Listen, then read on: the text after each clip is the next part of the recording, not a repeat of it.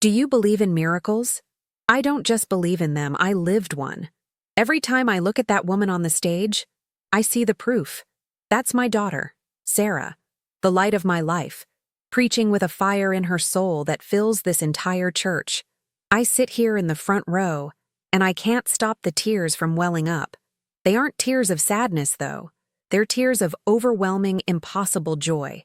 Because you see, she is the living, breathing proof of a promise God made to me during the 35 minutes my heart wasn't beating. It all started 28 years ago. Life felt perfect, like a movie. My husband Mark was driving, and I was in the passenger seat, 7 months pregnant with Sarah. The sun was warm on my face as we headed down the highway toward Florida, toward our new life. I remember resting my hands on my belly, feeling that tiny, reassuring kick. We had it all planned out. The new job, the house with the little nursery. We had no idea that our perfect dream was about to shatter into a million pieces. 1 second, Mark was smiling at me, his hand on my knee.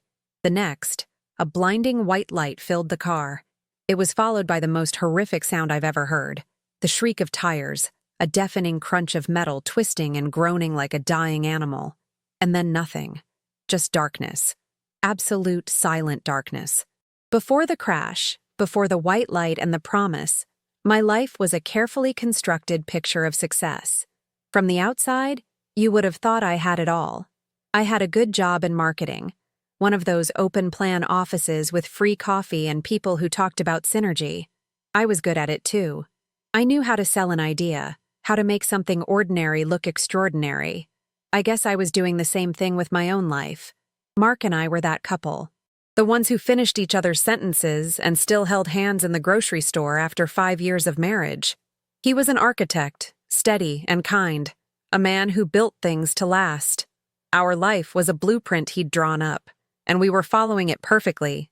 College, marriage, careers, and now, the house in Florida and the baby. We were checking all the boxes one by one. Everything was on schedule. But there was a secret I never told anyone, not even Mark. In the quiet moments, late at night when he was asleep beside me, or on my commute home from work, there was this hum, a low, persistent hum of emptiness. It felt like I was living in a beautiful house that was perfectly decorated, but one room in the center was just empty. And no matter what I filled the rest of the house with, I could always feel the draft coming from that one empty room. I believed in God, I guess, the way you believe in a distant, historical figure. I went to church on Christmas and Easter. I'd say a quick prayer if I hit turbulence on a plane. But it wasn't a relationship. It was more like an insurance policy I hoped I'd never have to cash in. My prayers were all about asking for things, for the blueprint to stay on track. They weren't conversations. I didn't know how to have one. What would I even say? That my perfect life felt hollow? That's why this baby, my Sarah, felt so important. She was more than just a daughter. To me, she was the answer. She was the one who was going to finally fill that empty room. I'd pour all my love, all my purpose into her. She would be my miracle, the thing that finally made my life feel real, and not just like a picture I was trying to sell. I'd rest my hands on my stomach, feel her kick, and I'd whisper, "You're it. You're my everything." I put all my faith, not in God, but in the child I was carrying. I had no idea that I was about to meet the one who had given her to me.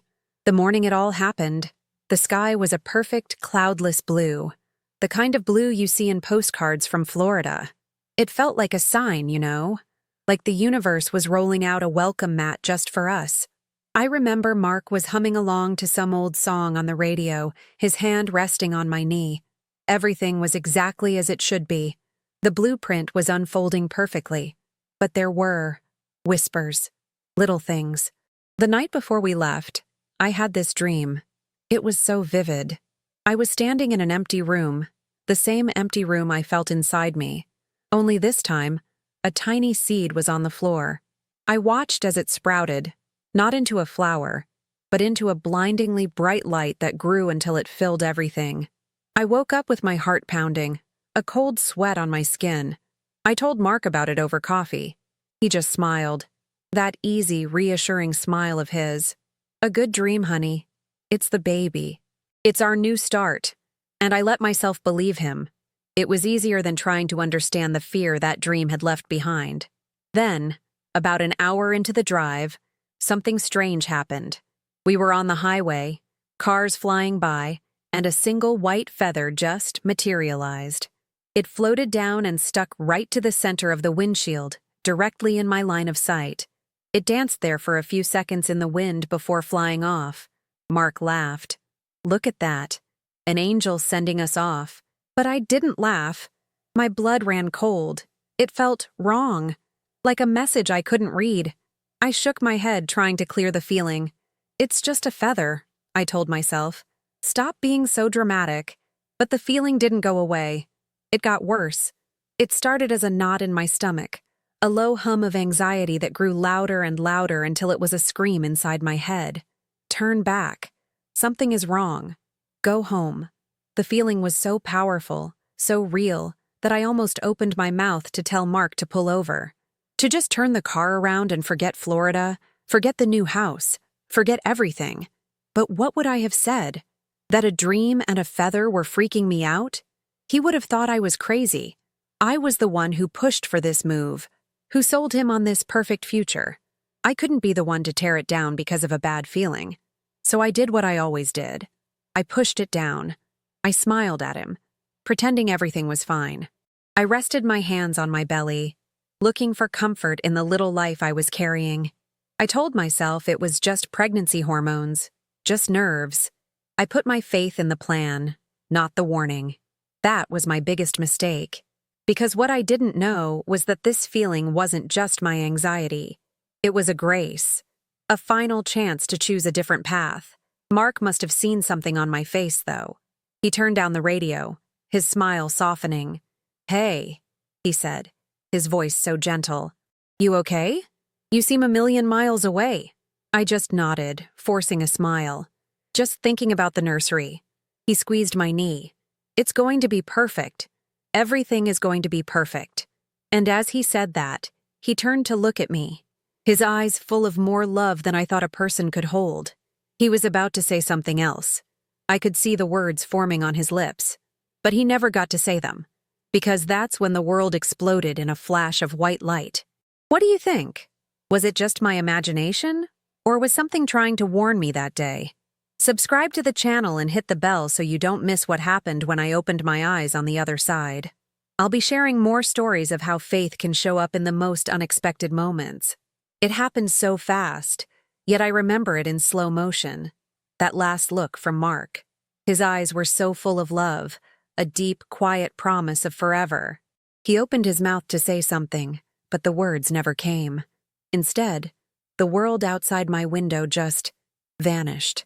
It was replaced by a blinding, terrible whiteness. A truck, I think. A huge grill, like the teeth of some metal beast, filling our whole world for one single, silent heartbeat. And then the sound hit. It wasn't just a crash. It was an explosion of reality, a symphony of destruction. The squeal of tires was a scream that tore through the air, followed by the deafening roar of metal bending, breaking, and shredding. It was a sound that didn't just go into your ears, it went into your bones. The car folded around us like we were made of paper. I felt a violent, impossible jolt that threw me forward, then sideways. The seatbelt, meant to save me, felt like a hot iron bar crushing my ribs. Glass rained down on us like sharp, glittering hail. For a moment, there was just a ringing silence and the taste of blood in my mouth. I tried to turn my head, to see Mark, but my body wouldn't obey. Pain was everywhere, a white-hot fire that consumed me. I could smell gasoline and something else, something electrical and burning. My first thought, the only thought that could cut through the agony, was a single, desperate word. Sarah.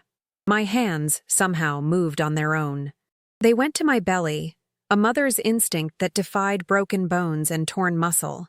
I tried to shield her, to curl around her, but I was pinned. I couldn't move. I could feel a cold wetness spreading across my legs, and a terrifying thought took hold. I'm losing her. I'm losing my baby. That fear was worse than any physical pain. It was a spear through my soul.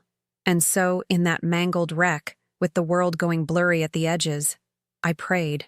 It wasn't a polite church on Sunday kind of prayer. It was a raw, primal scream from the depths of my being, straight to a God I barely knew. Please, I thought. Not her. Take me. Do anything to me. But please, God, save my baby. Let her live. It was my last conscious thought, my final plea. Then, a strange calm began to settle over me. The sharp edges of the pain started to dull, as if someone was slowly turning down the volume on my suffering. The frantic sounds from outside, the distant sirens, the shouting, began to fade, like I was sinking deep underwater. The fire in my body cooled to a gentle warmth. I felt myself getting lighter, as if the broken shell I was trapped in was no longer my own. The last thing I saw was the single white feather, now stained with blood, stuck to a shard of the shattered dashboard.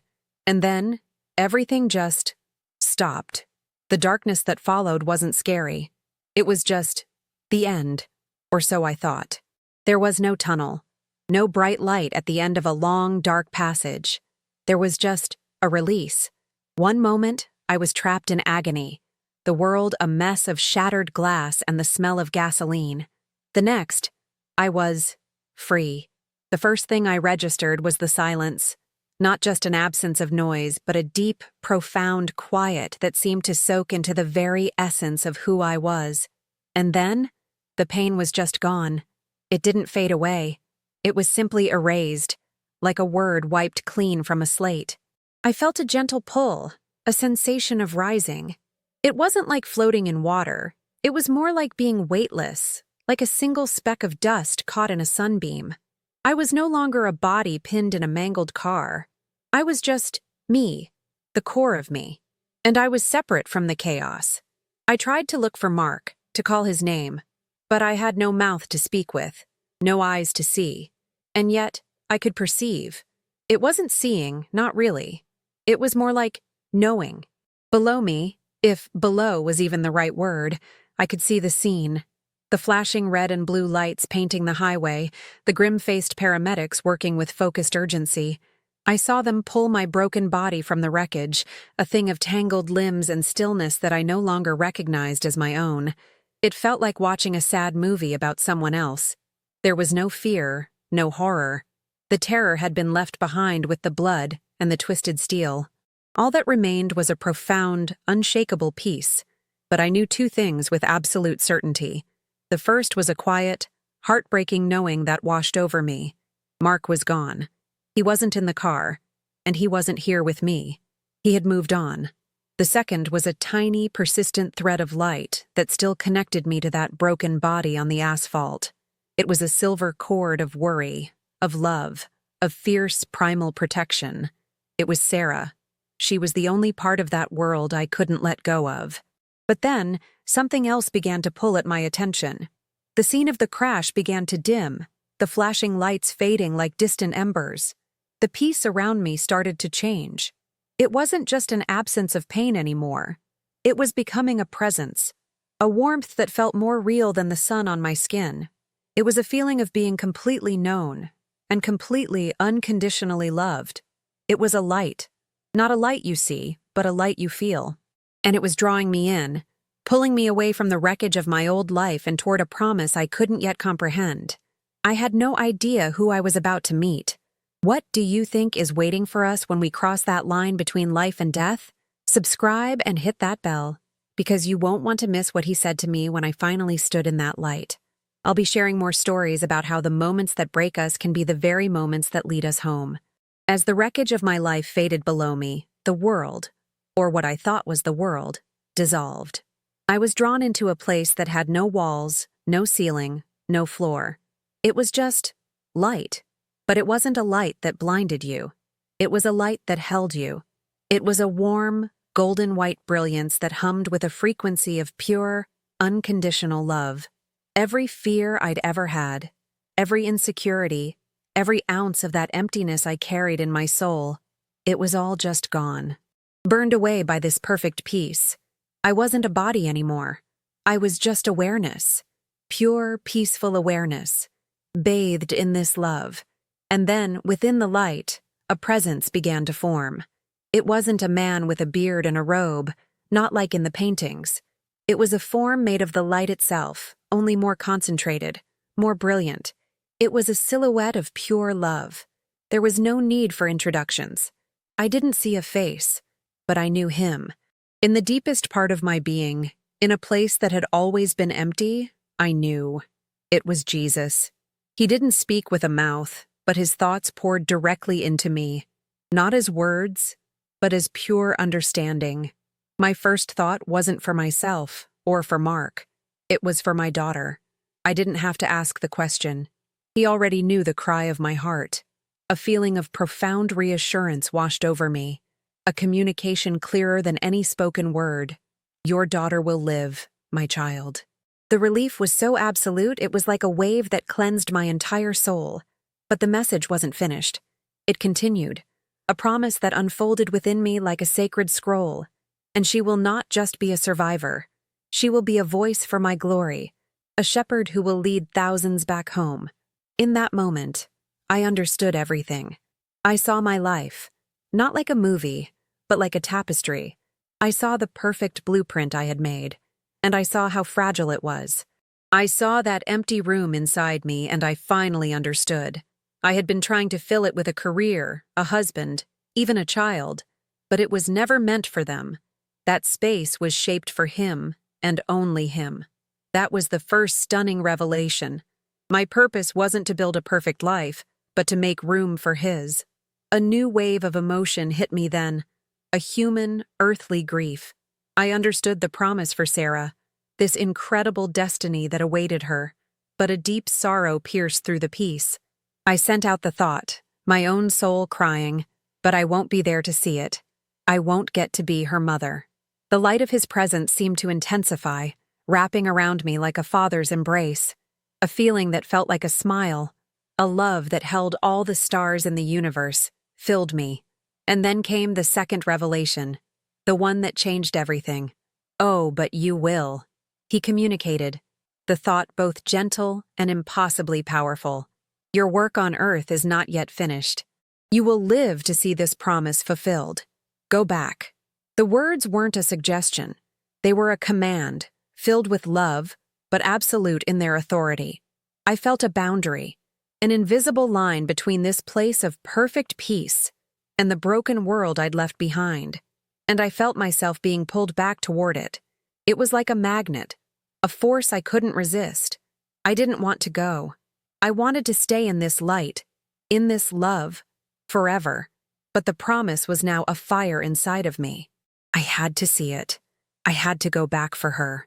The brilliant, loving light began to recede, and the cold, dark reality of my broken body started to rush back in. The last thing I felt from that place was his final, comforting thought. I am with you always. What would you have done? Would you have wanted to stay? Or would you have chosen to go back for the sake of a promise? Subscribe to the channel and hit the bell, because you need to hear what happened the moment I opened my eyes back in the operating room. I'll be sharing more stories that prove even in our darkest moments, we are never, ever alone. The command, go back, echoed not in my ears, but in the very center of my soul, and every part of me screamed, no. How could I leave this? This was home. This was the peace I'd been searching for my entire life, the love that finally filled that empty room inside me. To go back meant returning to a world of unimaginable pain, a shattered body, a life without Mark. It meant trading this perfect, golden light for the cold, harsh reality of a hospital room. For a split second, I wanted to refuse. I wanted to beg to stay.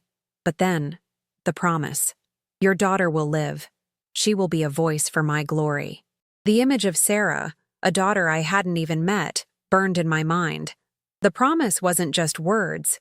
It was a fire that had been lit inside of me, a purpose so much bigger than my own comfort, my own peace, even my own grief. I understood then that this wasn't really a choice. It was a mission. And the love I felt from him wasn't just a comfort. It was my strength for the journey ahead. The pull started gently, then became an unstoppable force, like a cosmic tide drawing me away from the shore of eternity. The brilliant, loving light began to recede, not vanishing, but shrinking to a single, distant point, like a star. As the warmth left me, a final thought, a final promise wrapped around my spirit like a shield. I am with you always. I held on to those words like a drowning person clinging to a life raft, because I knew the storm was coming. The peace dissolved, the silence shattered, and I was falling. It wasn't a fall through the air, it was a plunge into ice. A violent, brutal shock that slammed me back into the prison of my own body. The first thing I felt was the weight, the crushing, unbearable weight of gravity, of broken bones and torn flesh. Then came the cold, a deep metallic cold that seeped in from the operating table beneath me.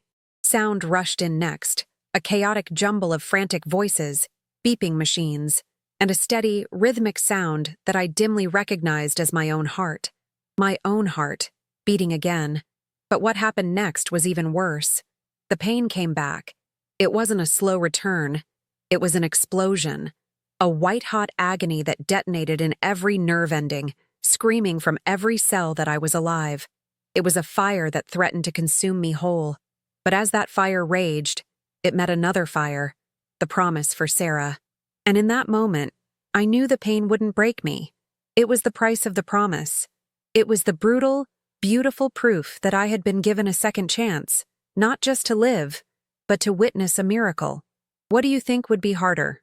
Leaving a place of perfect peace, or facing the pain of coming back to life? Subscribe to the channel and hit that bell, because you have to hear what the doctor said to me when I finally opened my eyes. I'll be sharing more stories that prove even in our darkest moments, we are never, ever alone. My eyes fluttered open to a world that was too bright, too loud, too real. The first thing I registered was a rhythmic, insistent beeping to my left. It was the only steady thing in a sea of chaos. The ceiling was a sterile white, and the air smelled sharp, like antiseptic and something else. Sadness. I tried to move, but a jolt of pain, white-hot and absolute, shot through my entire body, pinning me to the bed. I was trapped all over again. A man in a white coat leaned over me. His face was a blur at first, but then his eyes came into focus. They weren't just kind doctor eyes. They were wide with a look I couldn't place, not pity, but awe, like he was looking at a ghost. He said my name, and then he said words that didn't make any sense. "You were gone," he whispered, his voice shaky. "Your heart, it was stopped. For 35 minutes. We were about to call it." To him, it was a medical impossibility, a chart-defying anomaly. He had no idea it had been a conversation. That was the first secret I had to keep. But I didn't care about any of that. The pain, the doctor's shock, the sterile room, none of it mattered. One thought burned through the fog of medication and agony. One single, desperate question. My lips were cracked and dry, and my voice came out as a broken rasp, a sound I didn't recognize as my own. "My baby?" I croaked, the words tearing at my raw throat. "Is my baby okay?" The doctor's professional mask slipped. His eyes softened, and for the first time, he looked at me not like a miracle, but like a mother. He nodded slowly. "She's a fighter," he said. "Born by emergency C-section. She's tiny, she's in the NICU, but she's alive." A single tear, hot and heavy, escaped my eye and traced a path through the grime on my temple. The first part of the promise was true. What happened next was a blur of faces. My parents, their eyes red-rimmed, their smiles fragile things that looked like they could break at any moment. They'd hold my hand, telling me how strong I was, how much they loved me. But they moved with a heavy slowness, an air of tragedy hanging over them that I couldn't quite understand. They were celebrating a life returned, but they were also mourning a life that was lost. I knew, of course. I'd known since I was in the light, but knowing it there, in that place of peace, was different from knowing it here. My dad was the one who finally said it. He sat by my bed, holding my hand, his knuckles white. He looked at the wall, not at me. "Honey," he started, his voice thick. "Mark, he didn't make it." The words hit the air and hung there, cold and heavy. And the pain that came with them was a different kind of pain. It wasn't the sharp fire of broken bones. It was a deep, hollow ache that settled in my soul. The promise didn't erase the grief. It just gave me a reason to survive it. This was the second brutal revelation. I had been given a mission, but I would have to walk it alone. The days that followed were a war fought on two fronts. There was the physical battle, learning to breathe without my ribs screaming, enduring surgeries to piece my body back together. And then there was the silent, internal one. My family and the grief counselors would watch me, waiting for the breakdown that never came. They thought I was in shock, that I was detached. They couldn't understand the quiet certainty that had settled in my spirit. How could I explain that the hollow room inside me, the one that used to echo with emptiness, was now filled with a promise so profound and a light so bright that it left no room for true despair? I grieved for Mark with every fiber of my being, but I didn't have to grieve for my future. I already knew what it was for. How do you explain to the world that you're not falling apart because you've already been put back together by the one who made you? Subscribe to the channel and hit that bell, because you have to hear about the first time I held my daughter and the impossible thing that happened in that NICU that proved the promise was already unfolding. You don't want to miss it. The journey from my hospital room to the NICU was the longest 10 yards of my life. Every bump the orderly's wheelchair hit sent a fresh shockwave of pain through my bones, but I barely felt it. All I could feel was that pull, that same magnetic force that had drawn me back from the light, now pulling me toward my daughter. The doors hissed open, and the sound hit me first. A chorus of soft, rhythmic beeps from a dozen tiny machines, each one keeping a fragile life tethered to this world. And there she was. In a clear plastic box, under a warm blue light, was my Sarah. She was so small, smaller than any baby I had ever seen. Her skin was almost translucent, and a web of tiny wires and tubes connected her to the machines that beeped around her. My parents stood behind me, their hands on my shoulders, their faces etched with a mixture of worry and relief. They saw a premature baby, a fragile life hanging in the balance. But I saw something else. I saw a warrior. I saw a promise. I looked at this tiny, perfect child, and I whispered a secret only she and I and God would ever know. Hello, little shepherd. I'm here. Everything changed after that moment. The life I had before the crash felt like a story about someone else. The marketing job, the perfect house plans, the need to impress people, it all just evaporated. It was like I'd spent my whole life meticulously building a house of cards on a table, and the crash hadn't just knocked it over, it had shattered the table itself. And I didn't even care. The grief for Mark was a constant, heavy presence, an ache that lived behind my ribs. But it wasn't a hopeless grief. It was a grief infused with a purpose I couldn't explain to anyone. My friends and family were amazing, but there was a gulf between us now. They'd bring me magazines and talk about getting back to normal. They saw a broken woman who needed to heal. They couldn't see that I had already been made whole in a way that had nothing to do with my body. They saw tragedy. I saw a divine appointment. That was the third revelation, the one I had to live with every day. I was going to be profoundly alone in my certainty. I couldn't share the one thing that was holding me together. How could I tell them that the empty room inside me was finally full? Not with a baby, but with the presence of the one who gave her to me. My new mission began there, in that sterile hospital. My purpose wasn't to build a life for myself anymore. It was to build a foundation for Sarah. Every painful physical therapy session wasn't for me. It was so I could be strong enough to lift her. Every time I choked down a meal I didn't want, it was so my body could produce milk to nourish her. My life was no longer my own. It had been given back to me on loan, for a sacred task. I had been a marketer who sold ideas. Now I was a witness, and my entire life would be the evidence of one incredible truth. Have you ever experienced a moment that so completely changed your direction that the person you were before feels like a stranger? Subscribe to the channel and hit the bell, because in the next video, I'll tell you about the day we finally brought Sarah home, and the first clear sign that God's promise was already beginning to unfold in her life. You won't believe what she did. And so, I sit here now, in the front row, and I watch my Sarah. I see the fire in her eyes, I hear the power in her voice, and I don't see the tiny, fragile baby from the NICU. I see the promise fulfilled. I see the shepherd, the empty room that I spent my whole life trying to fill with a perfect job, a perfect house, and even a perfect family. It's not empty anymore. It never will be again. I thought Sarah was the answer, but she wasn't. She was the proof of the answer. My old life, the one with the perfect blueprint, was shattered on that highway. But what I didn't know then is that sometimes God has to shatter our small plans to make room for His incredible ones. The pain of losing Mark is a scar I will carry forever, but the love He gave me was real, and it built the foundation for the woman I had to become. My greatest tragedy became the doorway to my deepest purpose. I had to die to finally learn how to truly live. Today, my life isn't a picture I'm trying to sell to anyone. It's a story I was given to share. A story that proves that even when your heart stops beating, God's promise for you never does. It proves that what looks like an end is often just the beginning of a miracle you never could have imagined. So I have to ask you, what broken pieces in your own life are you holding on to? And have you ever considered that they might not be the end of your story, but the very things God wants to use to build your true purpose? Subscribe to the channel and hit that notification bell, because I'm going to be sharing more stories just like this one.